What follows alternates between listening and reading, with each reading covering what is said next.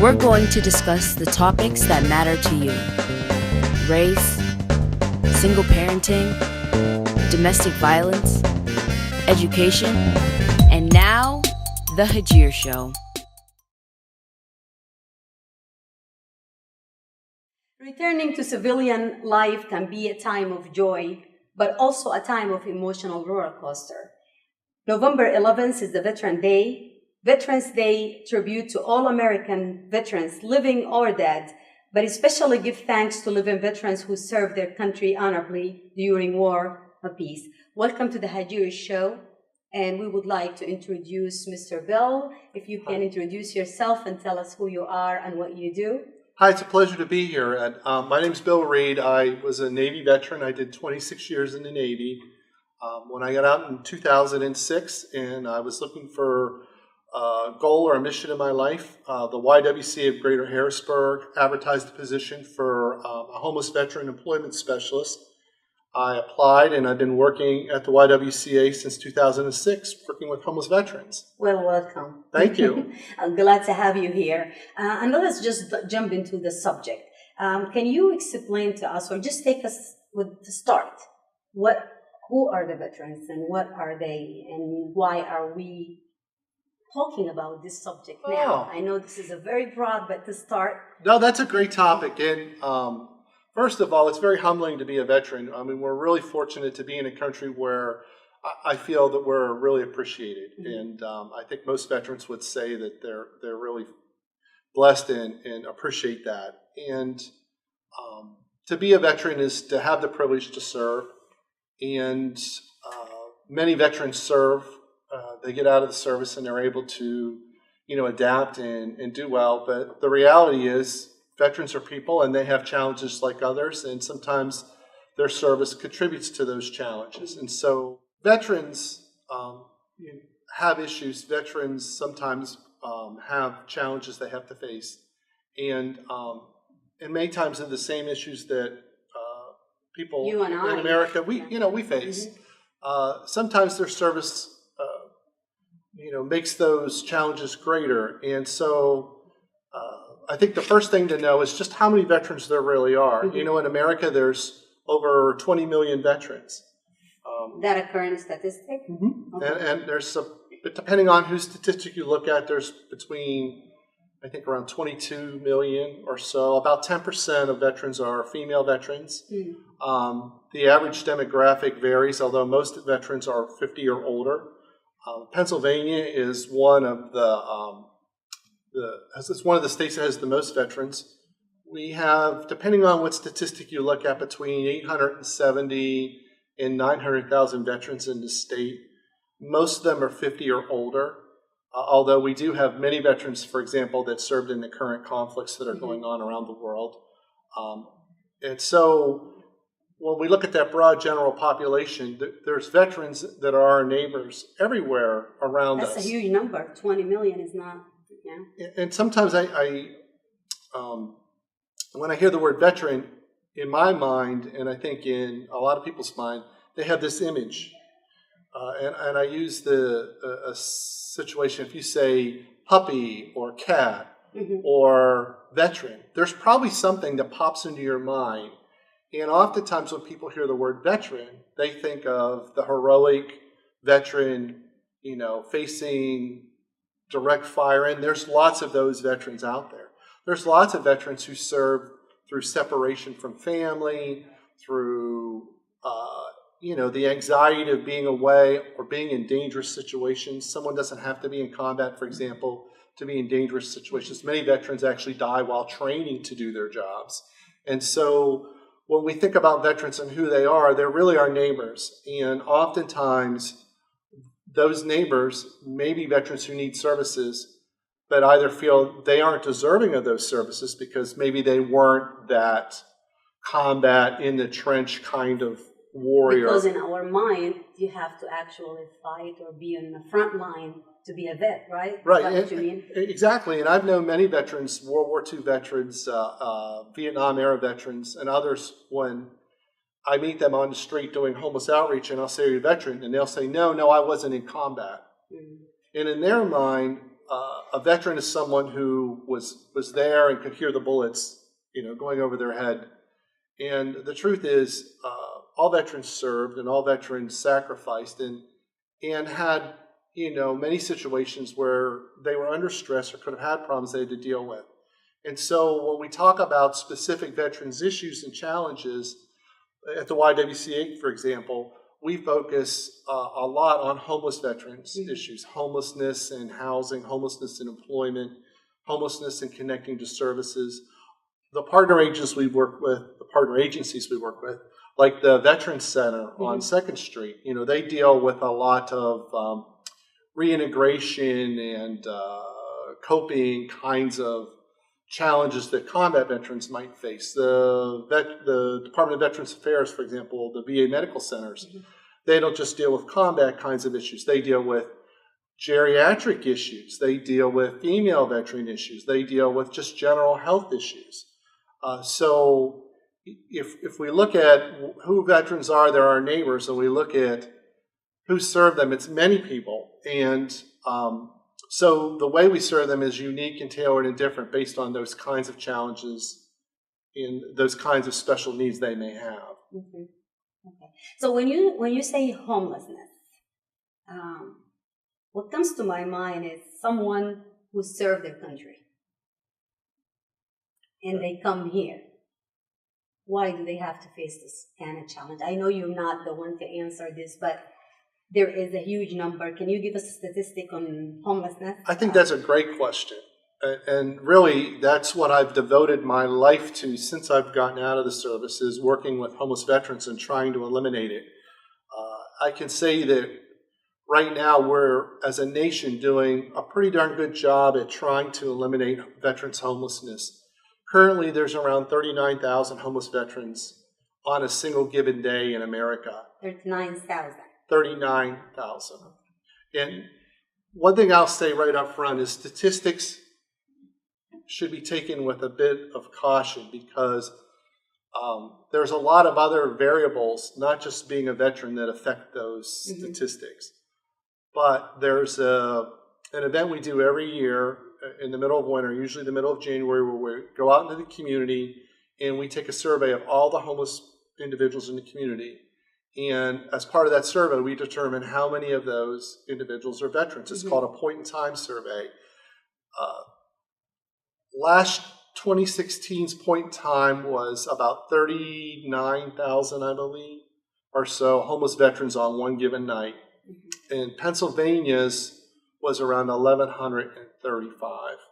Now, homeless doesn't just mean on the streets. We've been doing a lot of work to try and prevent that, or to try and immediately meet their needs. So in reality, the vast majority of those homeless veterans are actually in shelters or some kind of emergency program trying to move them to a permanent housing. But here's where the statistics can be misleading. That's on one given night. But if you look at the statistics in general, over a year's time, and the number of people, say, the Veterans Administration serves, who come in for a homeless service, it's about 3 times that number. So that means at any one given time, there may be around 30-some thousand veterans who are homeless on the street or in an emergency shelter. But over a year, it's more like 80 to 100,000 veterans are either homeless or could be at risk. And some figures I've seen, say from the National Coalition for Homeless Veterans, suggest that there could be upwards of 1 million veterans who, because of poverty or other barriers, may be at risk of becoming homeless. Okay. So the question is why? Well, I think that's quite a question. I think that the reasons are as varied as why anybody becomes homeless. Poverty, lack of resources, mental health, or substance abuse are huge contributors to homelessness, not just in the veterans population, but in the general homeless population. Lack of resources, lack of opportunity. I think what's different with veterans is that for a long time there were a higher proportion of veterans who were homeless than the general population that was homeless. And the question really is, why are veterans more likely to become homeless than the general population? And I think that's really where the focus should be. And I would say that there's a number of reasons, and there's just many, many studies. There's a lot of challenge that takes place when veterans come back and they try to reintegrate into society. Mm-hmm. There's a lot of stress and anxiety associated with being in the service. And I'll give you an example why statistics are a little tricky. If you look at, let's just say the chances of, let's look at the relationship of education to homelessness. Mm-hmm. Education, lack of education, lends itself to a higher probability of becoming homeless. But female veterans, in general, have more education than male veterans, and yet they're far more likely to have no income, to live in poverty, and to have other issues. So it's not just being a veteran, it's what kind of veteran am I, and what do I bring to the table, or what don't I bring to the table when I leave the service and I'm trying to survive. And I can share my own experience. I left high school in less than a month. I joined the Navy thinking I was going for 5 years. I was going to have my adventure. And 26 years later, I retired from the Navy.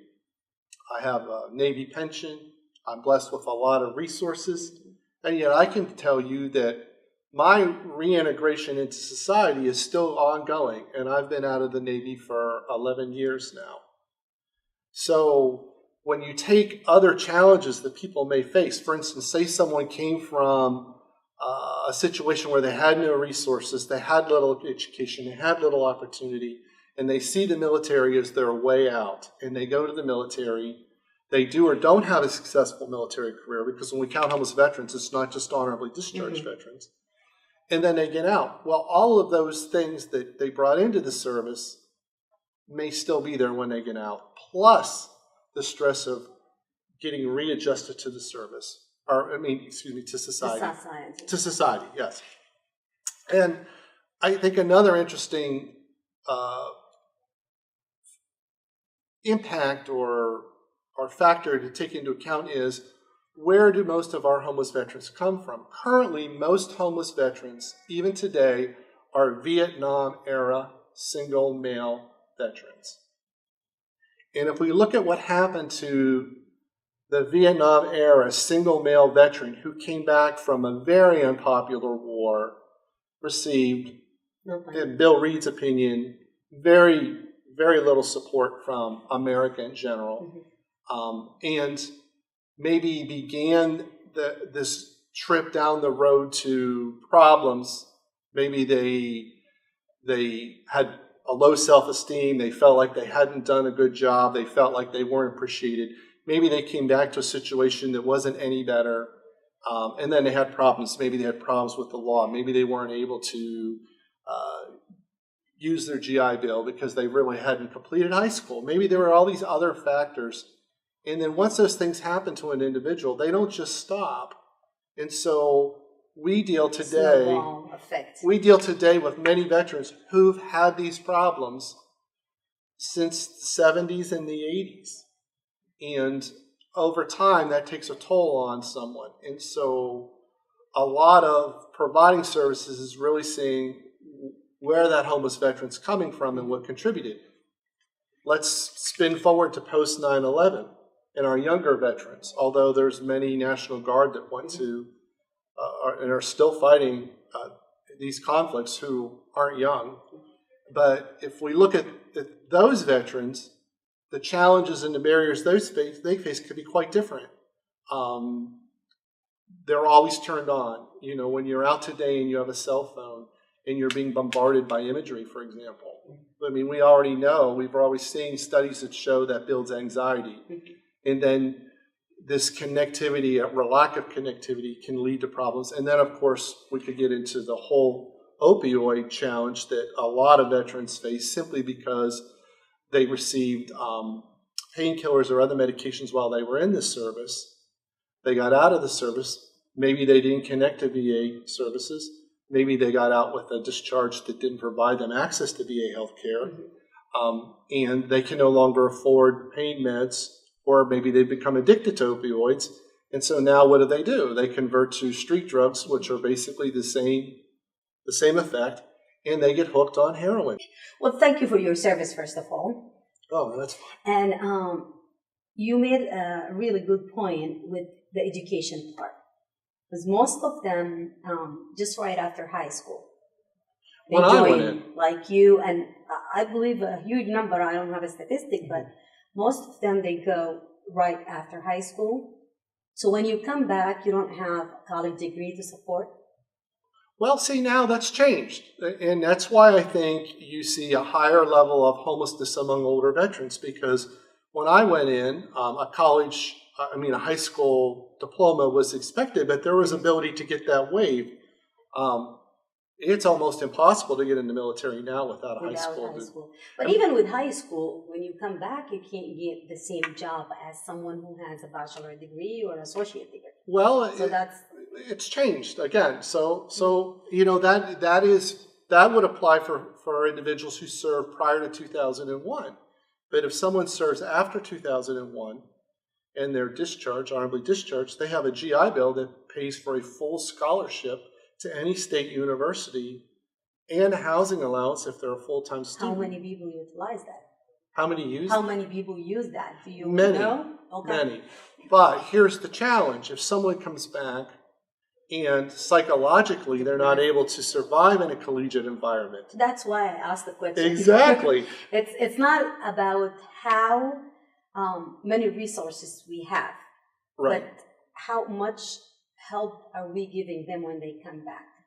And that really is one of the challenges, because if we watch on the news and we're going to surge or we're going to reduce the number of troops somewhere in combat, it's a 30-second news brief. But if we reduce the number of troops in the military and we discharge these individuals, the amount of time they spend receiving training to reintegrate into society isn't much. There's a transition program. They're typically, at least when I went through in 2006, a week long. So in a week, I'm going to learn everything I need to know to be successful to transition from my life in the military to the civilian world. In a week? In a week.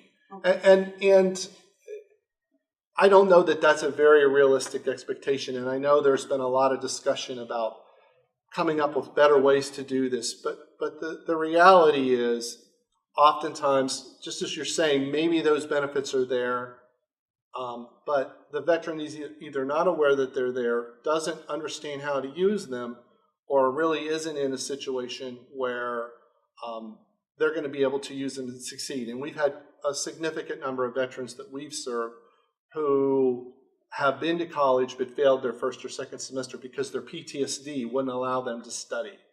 They weren't getting enough sleep, or their pain, or the need to go to a variety of appointments to deal with maybe some kind of physical problem. Physical injuries. Right, and so I think that's the point is it's not just having the resources, but are the veterans able to use those resources effectively, and do they have a support network in case they need just a little bit of a boost? Okay. And then, by the way, there's great statistics on the Department of Veterans Affairs website about all the demographics you could ever want. And what was interesting is, of those 9 million, there were about 95 million outpatient visits and almost 700,000 admissions to VA medical centers. That's a lot. That's a lot. 9 million is, at 20-some million. That's a lot. But it's a medical center, and to get back to what your point is, and I think you're exactly right. I can't live my life by going to, say, the local hospital every day and saying, hey, I need to talk to somebody because I'm having an issue with this, or I'm not getting my sleep, or I'm not doing that. No medical system is designed to handle that. It takes society, it takes the community. Case workers and It takes a family to support that veteran, and veterans are typically stubborn and don't want to feel weak or needy or vulnerable. And so I can't speak for non-veterans, but I can speak for veterans, and I can tell you that weakness is a sign of weakness. Thank you. And so part of it is, I think, having a conversation between the veterans and the community about, hey, listen, you're a valued person, and you don't have to deal with these kinds of issues alone. And sadly, what we predicted, back in the early, between 2001 and 6 and 10, when I entered in earlier, was that there weren't a lot of younger post 9/11 veterans. But, we basically said, looking at what had been happening, give it 10 years. So here we are, 2017, and what we're seeing is a lot of those veterans who've since served have left. They've had problems that have eliminated their family supports network.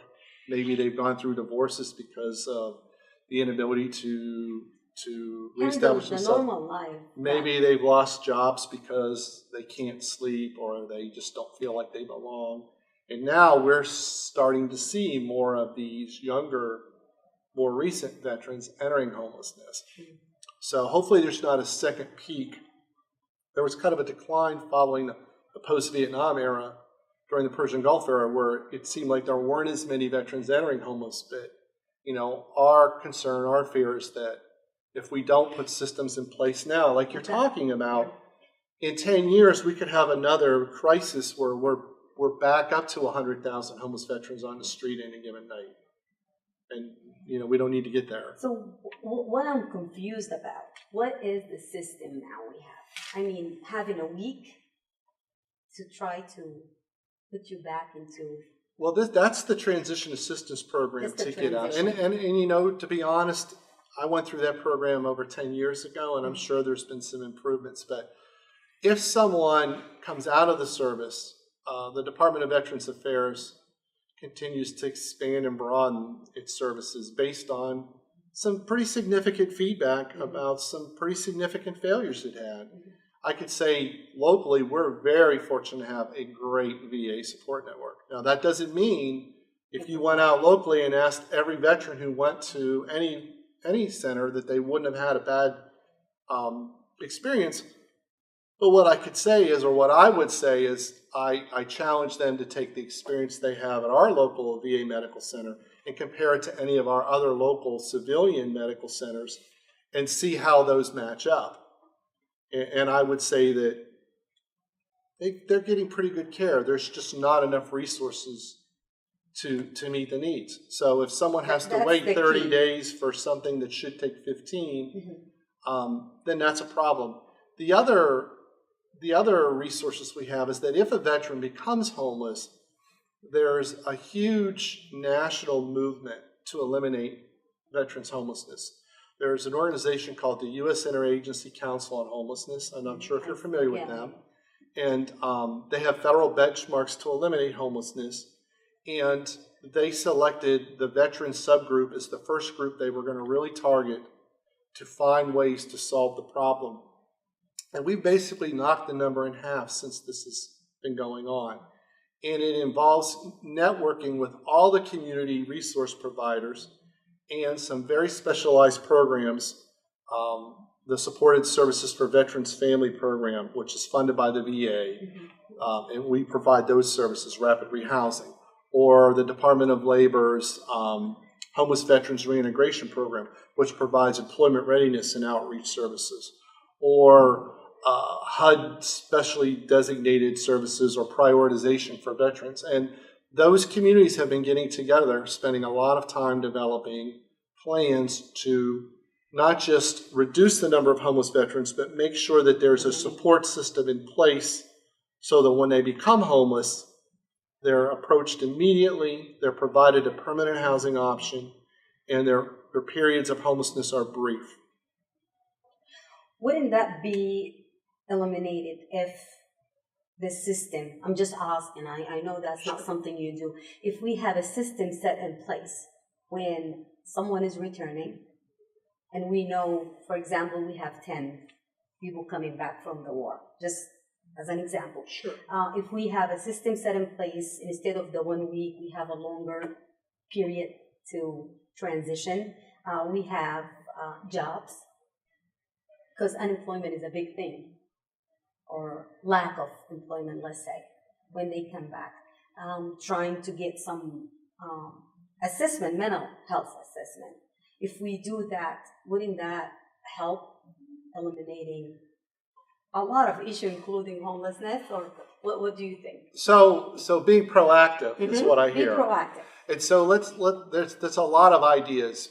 The first, if I were king of the world, every veteran would be required to register with the VA prior to being discharged and would be given a tour of the VA, would be issued their VA ID card, and would be explained how to use their VA rights.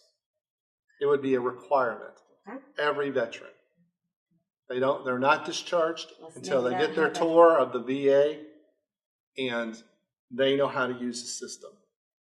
Because the system can be overwhelming. And if someone is fairly junior and they're used to always following orders and doing what they're told, and they go to some big place and no one's telling them how to work through it, they may, believe it or not, be intimidated.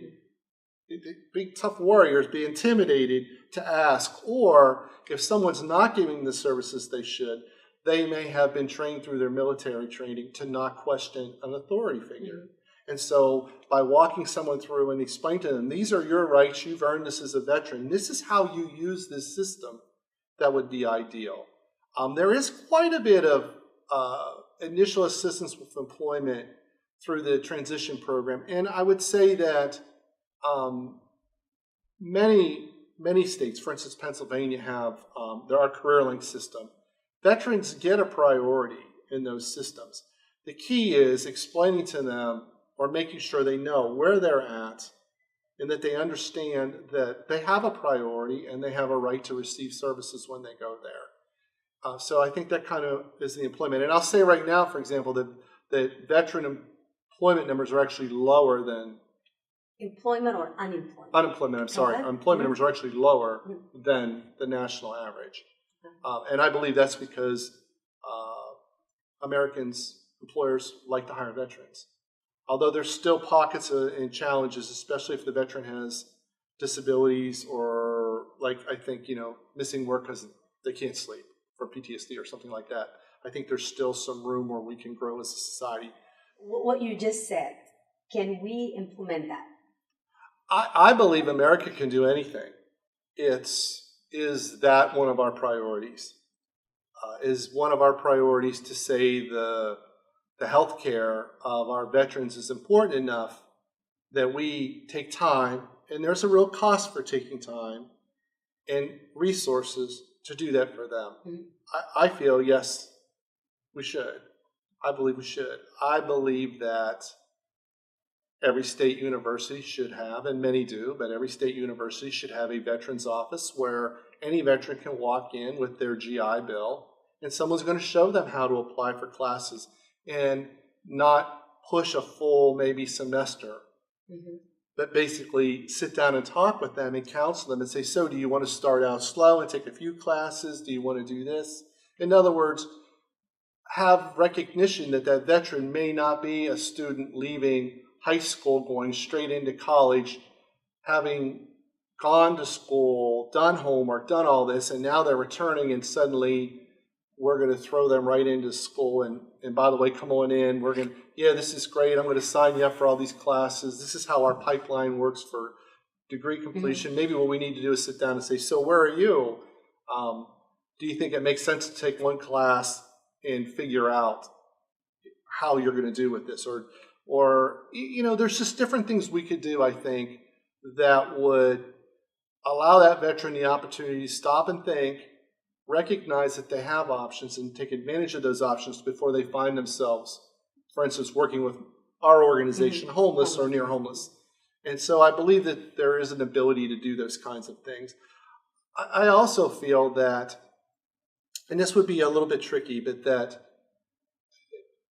it would absolutely be great for veterans, for military members, before they get out, to be able to have their job experience converted into practical civilian job experience for them, and basically walk out with their resume completed, rather than go through TAP and then connect themselves to some kind of resource in the community. And there's been some experiments and some job sites to try to do that, but I believe that's an area where we can also help them immediately get established in a job that's going to support them and make them feel worthwhile and part of a new team, and make that integration, more successful. So to be practical, how can we get your suggestion across to lawmaking, or to someone who can actually try to make this a reality? I would say this: we're really fortunate in the PA. We have representatives and senators who really support veterans, and we're very fortunate. And write them a letter. Tell them this is what I think we should do. The truth is, with all the things going on running our government, it's a huge deal. And honestly, I have an immense amount of respect for people who keep our giant country running every day, and all the little pieces that are involved in it. And our lawmakers, they want to know. And when someone takes time to write them, and if people write them and say, this is what we should do, then they listen. And if nothing else, they'll go out and they'll study the suggestion and see if it's feasible. And most of the successful tools we have today that we're using were from suggestions that people made and said, hey, why don't we try this? Let's see if this works. So really, writing lawmakers, telling lawmakers this is what we need to do, because they control the budget. They have the ability to say, I want so much of our money set aside for this specific purpose. And I think when we look at our studies, for example, the amount of money we spend up front is far less than what it costs to fix a problem 10 years down the road. True. And we could say that about so many problems, not just veterans problems. But I think that would be how I would suggest that someone does it. So when we talk about PTSD, it comes directly to suicide. Like, we want to talk about suicide. Because sometimes we associate stress, and PTSD is one form of that stress, anxiety, and lots of depression. Depression. Absolutely. And so if you don't mind, I'm going to just go over a couple of numbers that I know about suicide. And these are from the VA and from other sites. In general, there's been an increase, and I just read, and again, the statistics might vary, that there's been a 24% increase in suicide across the nation, not just with veterans. There's about a 13% ideation where people think about suicide. Almost 4% of them plan on how they would do it. Almost 5% attempt, and 50% may actually go through and have a serious attempt at suicide. And so suicide's a real problem. And again, those statistics are just one. I'm sure they're different, but the bottom line is it's a real problem. And for veterans, it's a really big problem. We lose about 20 veterans a day to suicide. 20 a day. 20 a day. About 19% of the suicides in America are adult male veterans, and the female veteran suicide rate is 2.5 times that of females in the general population. The 20 a day is the number that really, I think, hits home with a lot of us. About 65% of veteran suicides are veterans who are 50 or older, but this is where I'm a little nervous about talking statistics. I would sooner talk about people. Mm-hmm. And that's because most veterans are older. But if we look at that young 18 to, I think it's 29 age group, they actually have a high percentage of attempts for that age group. So a disproportionate number of those younger veterans, maybe combat veterans, you're talking about these issues, attempt suicide or commit suicide, I should say. And so if suicide's higher in the military, or with veterans, I should say. And by the way, these numbers, the VA looked at, I believe it was 50-some million records. And they just released the most recent figures, 2017 in August. And again, please don't quote me, but I believe it was that number. It's a phenomenal number of records. So everybody's taking this really, really seriously. It's an unacceptable crisis. To me, it's the biggest tragedy we face with veterans. Suicide in itself is just an awful thing, and to think that veterans are doing this is just really painful. The other challenges with veterans and suicides is veterans are more likely to use firearms, and therefore, when they actually attempt suicide, sadly, they're more likely to be successful. And in the general population, females are less likely to be successful in their initial suicide attempt unless they're veterans, because they use firearms and they're successful. And so what are we doing as a society? What are we doing as the neighbors and the community that support these veterans to help them? Well, the VA is trying to deal with this challenge. And for example, one of the items you can get from the VA, and I really feel, you were talking before about, do we have a person with every veteran to be there to help them? I believe every person who knows a veteran should have this card. I believe every veteran should have this card. And this is a crisis line card, and it's simple. I'm going to read the number. It's 1-800-273-8255, and then the veteran presses 1. If they're in crisis, that'll connect them to a crisis hotline. Now, there's been a lot of pushback because there's been delays when people call this crisis hotline. So I know they've opened additional centers, I've been told the VA has, to try and meet the demand. The key is if the veteran is in crisis, considering harming themselves, they need to push 1. And I'm going to read it, but there's also a text 838-255, and there's a veterans chat line for crisis. It's veteranscrisisline.net/chat. And so there are ways to reach out for an individual who's considering suicide or harming themselves. And I recently was able to attend a training, and the VA has an initiative called Operation Save. And what Operation Save is really about is how we as individuals can be that one person for every veteran. And part of what it does is talk about the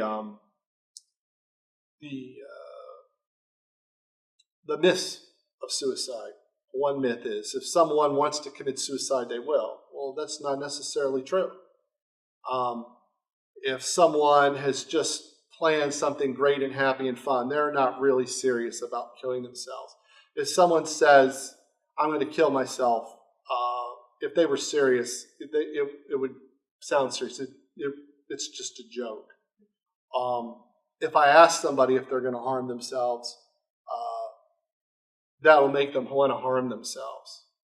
Not true. As a matter of fact, it's really important if anyone feels that they know someone that's going to harm themselves or shows any kind of signs, that they do this. They look them in the eye and they say, are you going to hurt yourself?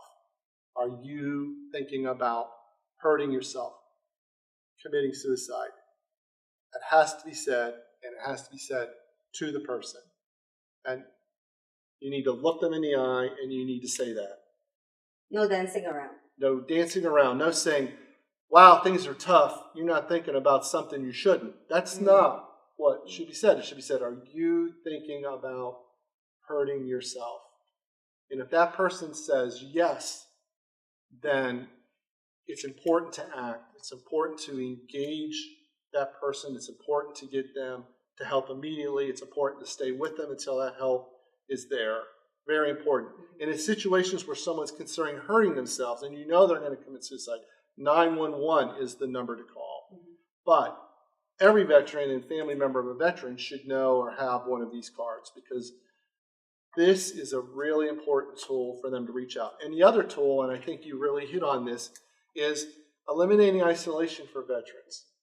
If a veteran comes back and they're living alone, or they're pushing away their family, they're getting rid of their possessions, they're not the person they used to be, then what we need to do is engage them. We need to say, you're not who you were, but I really love you and care about you still. And you mean something to me, and I really want to know what's going on with you. And are you thinking about hurting yourself? And then if they say, yeah, I'm not doing good or whatever, you need to say, are you thinking about hurting yourself? And in our society, that's a pretty personal question to ask somebody. It takes a lot of courage to ask somebody and look them in the eye so they know you really mean it and say, are you thinking about hurting yourself? It's not an easy thing to do, but it could very well save someone's life. And so it takes not just using the resources that are there, but it takes being engaged, that person to person. And that isn't a case manager. That's their spouse, that's their friend, that's their colleague, their coworker. That's the person that rides in the carpool with them to work every day or sits next to them on the bus. I mean, that's really what it's going to take to I don't know that we'll ever solve, but to at least get a handle on this challenge. And really, to me, suicide, veteran suicide, is probably the most tragic problem we have today. 20 a day, 20 real human beings a day. Can't wrap my head around this number. It's more people than are in this room right now, and real people. And so, I'm so glad you talked about that. And I would just say this: we live in a country that is patriotic. And again, as a veteran, it's humbling. The support I see on bumper stickers, on TVs, people calling, people wanting to donate to the YWCA. They want to bring in clothes, they want to bring in food, they want to invite veterans to events. It's wonderful, it's phenomenal, and I'm so happy it's happening, and it should still happen. But everybody is able to reach out to just one person that's a veteran and become part of their life enough that that person knows you really care about them, that they matter to you, and that you'll listen to them and really hear what they have to say.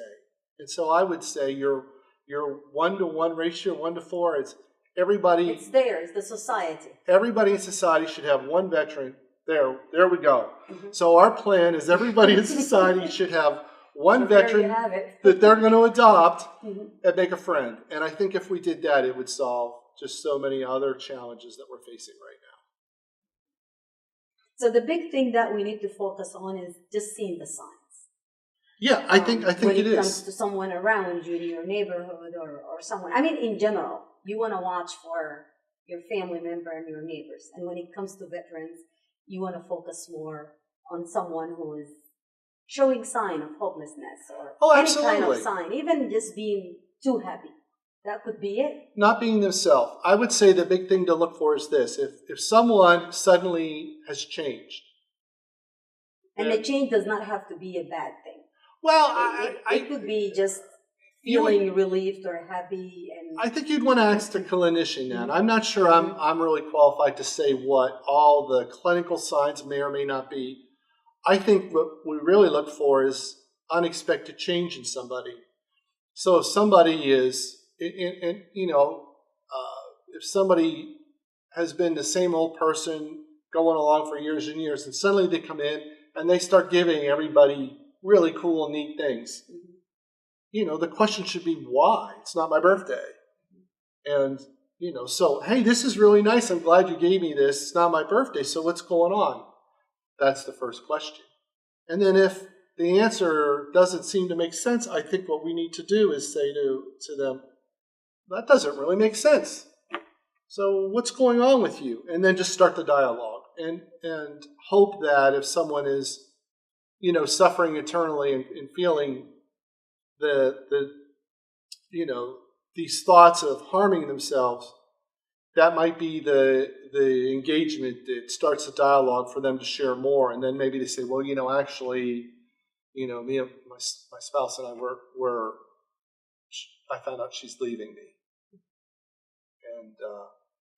and I'm going to move to a little apartment. I need all this. Well, okay, so now I know why you're upset, but are you really giving away all this stuff because you're moving to another apartment? Or have you decided you really can't live because your spouse is leaving you?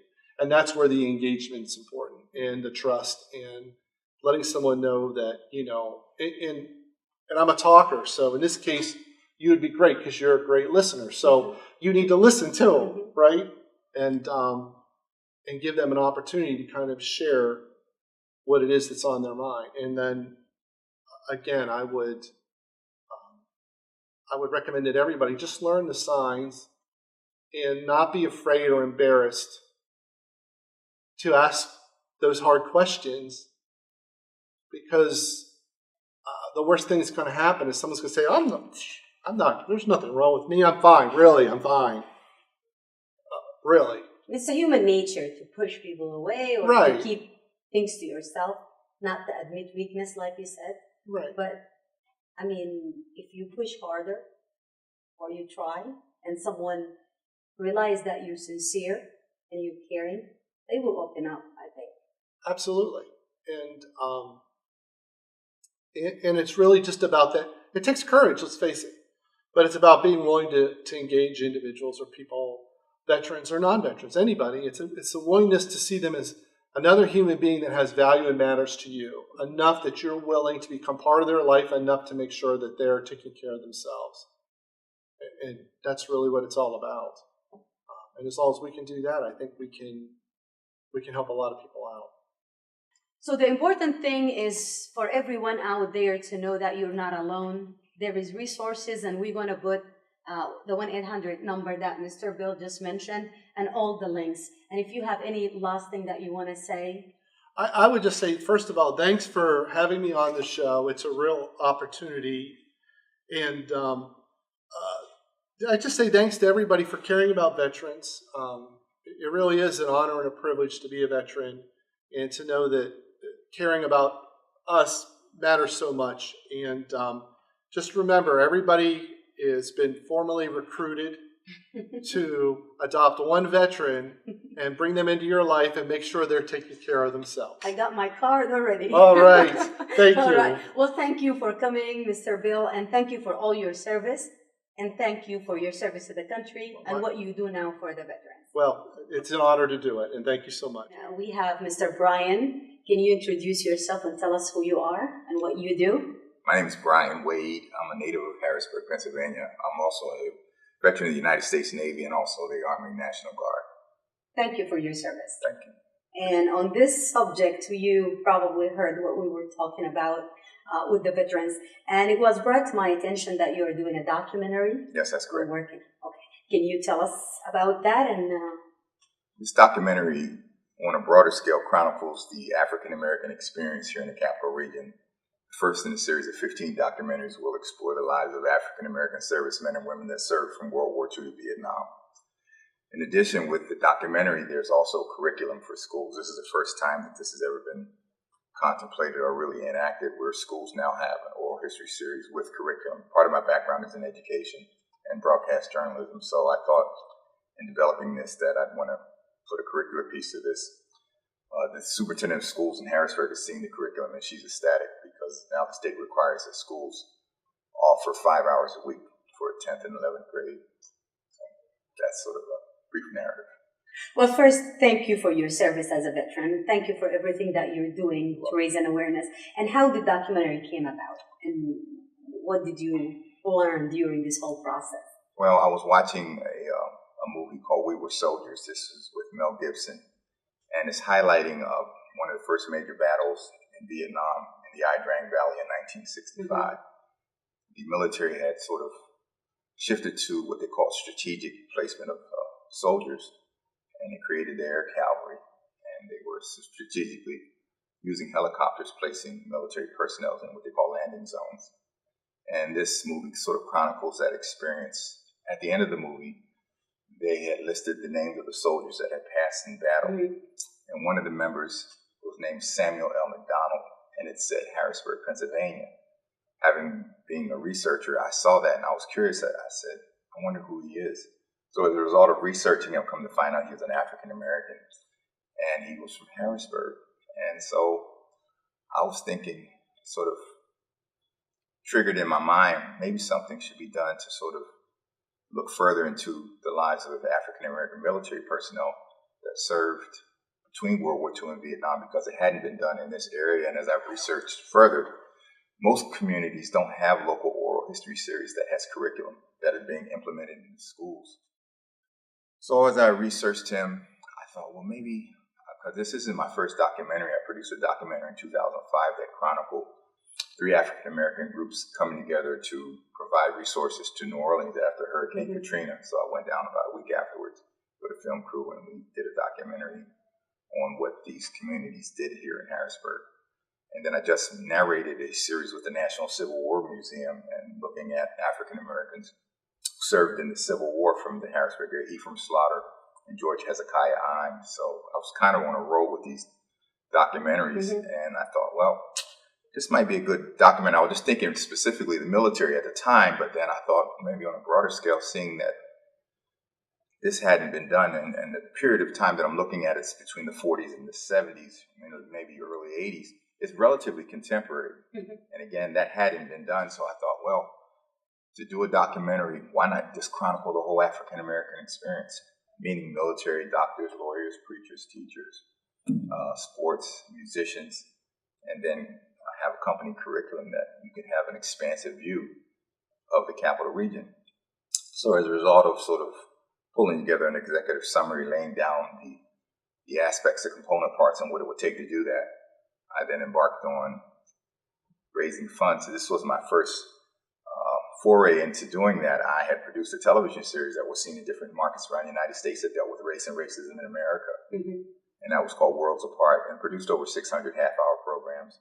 The veterans documentary, I knew quite a few of the veterans, and I knew their histories. One gentleman that's featured in the documentary is Bishop Nathan Baxter. He went to Vietnam in the mid-'60s, and I knew him. He was supposed to be a guest of our show at Was he? one point, and he will be soon, yeah. Okay, I'm sure you mentioned my name, he'll make it happen. No, I was kidding. But he was a medic, and he was conflicted in terms of his own spiritual convictions as far as whether he should carry a weapon.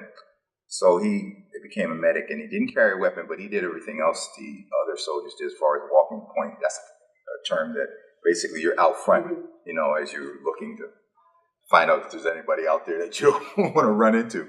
But he, as a result, he came back from Vietnam unscathed, and I shouldn't say unscathed because sometimes there's mental trauma, as you were talking about in your last program. And eventually he went to college several different times, and eventually he got his degrees in the ministry and became an Episcopal bishop in the Church of the Episcopal Church, and ended up being the dean of the National Cathedral in Washington, D.C. And to think he came from humble beginnings, he was also the Episcopal bishop for this area, and we filmed him at St. Stephen's Church, Episcopal Church. So I thought it was great to sort of be somewhat contextual in terms of the background, to have him in his own kind of environment. And he was such an eloquent speaker. His father was quite a poet. He served in World War II. And in the documentary, we'll start with his father, with his son narrating, and we'll end with his son, because his father was in World War II and his son served in Vietnam. There'll be people in between. That's just one person in the documentary. So I networked with people like Chief Pierre Ritter, who went on a dual track. He served the United States Navy. He was what they call a veteran, Vietnam veteran, or era veteran. He didn't actually serve in Vietnam, but I know sometimes we make these distinctions about were you actually in battle. There's a lot of places in the military in terms of what you do. And I know there's the battlefield experience, but there's also support types of experiences and a lot of other component parts that makes the military what it is, although there's probably more trauma when you're on the battlefield. But having worked with him, I worked in the police bureau. He was the chief of police, so I worked with him in the police bureau. We were in the same division together, 28th Division. So he was in the Navy, I was in the Navy. He went to the 28th Division, I was there. I didn't go into the police bureau until later on. He was there, and I served directly under him. So I knew him in terms of his military background. He went from what they call an enlisted person to a lieutenant colonel. Also went from what they call a beat officer to the chief of police in Harrisburg. So on a dual track, he reached really high levels of proficiency and professionalism in terms of what he was able to achieve. There's so many different stories, and that's, there's a father that served under Patton, George Patton. Mm-hmm. He was also spoke French, so it was an anomaly for an African American to be with the upper brass, but he was actually translating for them during the Battle of the Bulge in the Ardennes in 1945, 44, 45. So that was a unique experience. His experience was such that he was on the battlefield and Germans were actually surrendering. Some came up to him, and on the battlefield, this one German looked at him, and they looked at each other. Here, they went to high school together here in the United States. His family went back to Germany, and when they saw each other, they met each other again on the battlefield. But they went to school here in the United States, and it was interesting that they met each other on the battlefield in the Ardennes. And so there's stories like that all throughout the documentary, and I think that's what's, compelling about it, and that you have so many different nuances of experiences within the military for African Americans. Some was not necessarily pleasant because they weren't always what we would call successful or ideal positions, but in spite of that, they and then looking at the 40s through really the middle 60s in the United States, we went through a period called Jim Crow, which was really institutionalized segregation and racism.